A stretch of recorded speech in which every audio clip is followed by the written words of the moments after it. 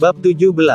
Tidak tahan akan kesepian. Sebenarnya dulu ketika masih sekolah, dia pernah secara diam-diam menyukai Agnes, tetapi hati Agnes hanya untuk Mike.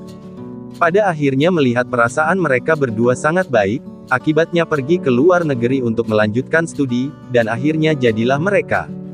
Siapa yang bisa membayangkan, Agnes ternyata selama beberapa tahun ini sangat tersiksa, hatinya pun sangat sedih. Hari-hari selanjutnya, seharusnya Mike yang membuat Agnes bahagia. Baik, Agnes menganggukkan kepalanya, secara tidak sadar dia menyipitkan matanya dan melihat ke bawah. Sebenarnya, perasaan Tom terhadap Agnes sudah diketahuinya, tetapi dia tidak bisa membalaskan perasaannya ke Tom.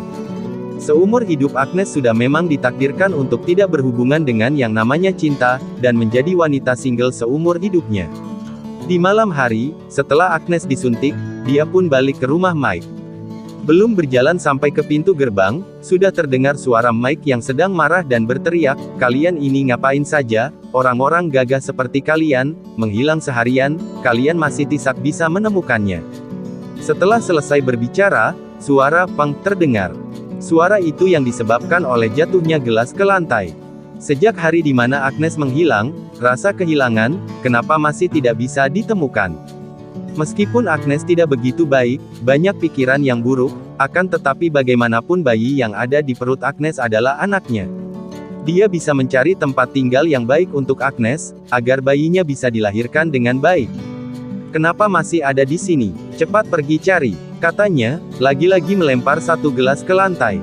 Setelah mendapat perintah, mereka pun langsung berlari keluar melewati ruang tamu, dan setelah melihat Agnes di depan pintu gerbang, mereka seperti menolongnya. "Bu Agnes, kamu akhirnya kembali, Mike mencarimu dari pagi." "Kamu diam dulu," kata Agnes sambil menutup mulutnya dan terlihat tidak ada senyuman di mukanya. "Mencariku? Apa maksudnya? Mencari cara lain untuk menyiksanya?" Agnes menghela nafas panjang, mempersiapkan diri, memastikan kondisinya lebih baik dari sebelumnya lalu berjalan masuk ke ruang tamu. "Kamu pergi kemana?" "Aku pergi menenangkan hati, dan bukannya ini sudah kembali." Agnes berusaha keluar dari tekanannya. Tetapi, tangan Mike yang besar itu langsung memeluknya dengan sangat erat, sehingga membuatnya tidak bisa bergerak sekitar setengah menit. "Ayo kita bahas pembahasan bodoh ini," kamu bilang. "Kamu pergi mencari pria gila itu," Mike berkata dengan sangat kasar. Selama 3 tahun ini, dia hampir selalu ada ketika dicari.